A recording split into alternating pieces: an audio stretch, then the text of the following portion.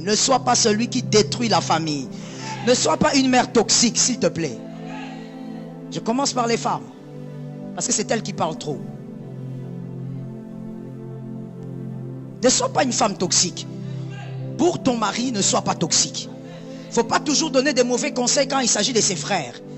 Mais les bons conseils, c'est pour tes frères. Quand il faut aider la famille de ton mari, c'est là qu'il n'y a pas d'argent. Ne sois pas toxique. On l'a dit tout à l'heure. Tout est vanité. Tu n'iras pas avec ça. Qu'est-ce que tu crois? Qu'est-ce qui te prouve même que toi, madame, tu atteindras 50 ans? Tout est vanité. On ne va pas t'enterrer avec cette Jeep-là. Il prend la Jeep, il donne à son frère, il dit, va accompagner les petits, va accompagner maman. Pourquoi? Il fallait qu'il prenne la choupette. Madame, tout est vanité. Et peut-être même que le jour qu'on va t'enterrer, cette voiture-là ne sera pas là.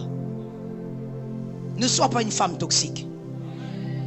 Ne sois pas un mari toxique. On ne se marie pas pour être une sangsue. Je parle aux hommes. J'ai fini avec les femmes. On ne se marie pas pour être un mari sangsue. Tu n'es pas une sangsue.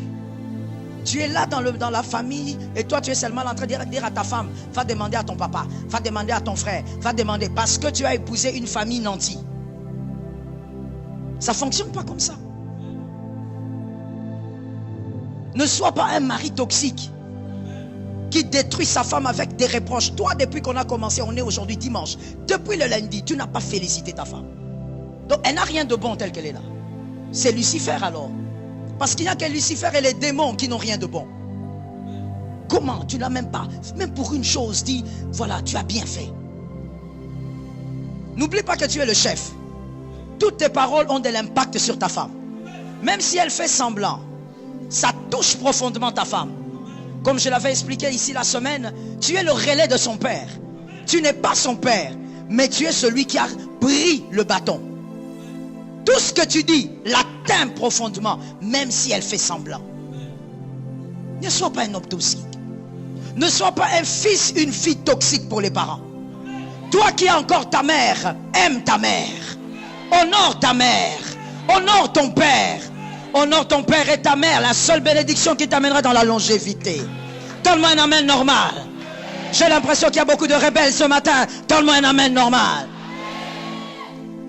Honore ton père et ta mère. C'est la seule clé pour que tu vives longtemps. Tu ne vivras pas longtemps parce que tu visites les orphelins. Trop de méli-mélo, trop de mélange, trop de salade amère. Dans la connaissance de Dieu, tu crois aux choses qui en réalité ne sont pas comme ça. Non. Non, si je prends beaucoup de sucre, je vais maigrir. Normal ou pas normal? Normal ou pas normal? Voilà. C'est comme ça que certaines paroles ou certaines choses sont dans la tête de certaines personnes. Bénir l'orphelin, c'est bien. Le père des orphelins te souviendra de toi. Il te bénira. La longévité n'est pas cachée là-bas. La longévité n'est pas cachée entre la main d'un homme de Dieu.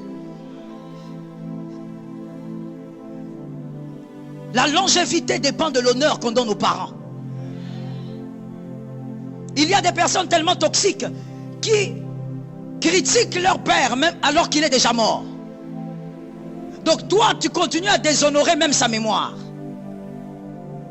Ton père est déjà parti, c'est toi qui es vivant. Oh, il avait mal fait, maintenant toi fais mieux. Toi fais mieux qu'on te voie. Non, mon père, il était toxique.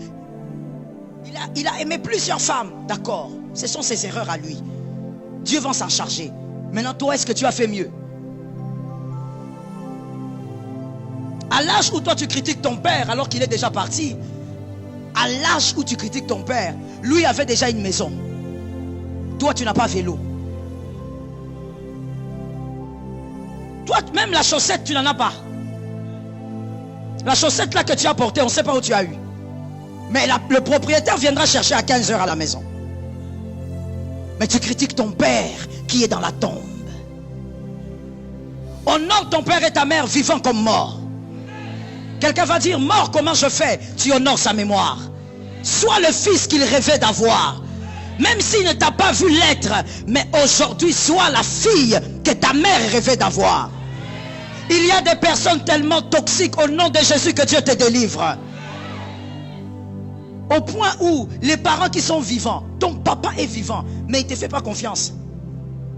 Quand il veut laisser des responsabilités, il prend les responsabilités, il donne à ton voisin. Mais toi et le voisin, vous avez le même âge. Comment un père peut arriver à ce niveau-là? Qu'est-ce qu'il pense de toi dans son cœur qu'il ne dit pas? Comment un père peut être là et dire, écoutez, monsieur Alain, qui est le voisin, qui a le même âge que toi, il dit, est-ce que tu peux m'aider à aller un peu là-bas au cadastre? Fais-moi un peu le document de la part. Oh, alors que toi, le fils, tu es là. Qu'est-ce qu'il a dans son cœur par rapport à toi qu'il ne dit pas? Ne sois pas un fils toxique. Dernièrement, je voyais une dame en train de parler avec sa mère. C'était vers Delvaux. Elle causait avec sa mère. Et à un moment donné, elle fait taire sa mère. J'avais envie de descendre de la voiture et de dire, qu'est-ce que tu fais? J'étais vraiment sur le point de descendre. Quand celui qui me conduisait m'a dit, maman, on va vous filmer. Moi, je crois que c'est le piège qu'il utilise maintenant. C'est de la manipulation. Je dois aller au-delà. Oui, je crois qu'il me manipule maintenant comme ça. Quand je vais faire quelque chose, il me dit, maman, on va vous filmer. Je ne descends pas. Vous ne sentez pas que c'est la manipulation? On va finir ça aujourd'hui.